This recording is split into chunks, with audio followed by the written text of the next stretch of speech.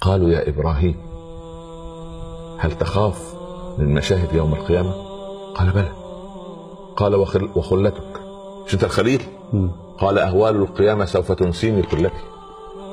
حتى يقال أن سيدنا موسى يقول يا رب لا أسألك عن أخي هارون، ويقول عيسى لا أسألك عن مريم أمي، ويقول إبراهيم لا أسألك عن إسماعيل ابني. خلاص سبحان الله العظيم، لكل امرئ منهم يومئذ شأن يغنيه. خلاص الثابت الوحيد سيدنا محمد فقط، لأنه أراه الله النار من قبل، أراه ملك الموت من قبل، ثبته عسى أن يبعثك ربك مقام، هذا هو المقام المحمود، هذا هو الثابت الوحيد. كل شوف ما من ملك مقرب ولا نبي مرسل إلا ودعوته يومها يا رب سلم يا رب سلم، إلا سيدنا محمد يا رب أمتي يا رب أمتي عليه الصلاة والسلام. عليه الصلاة والسلام. هل هذا رسول يترك؟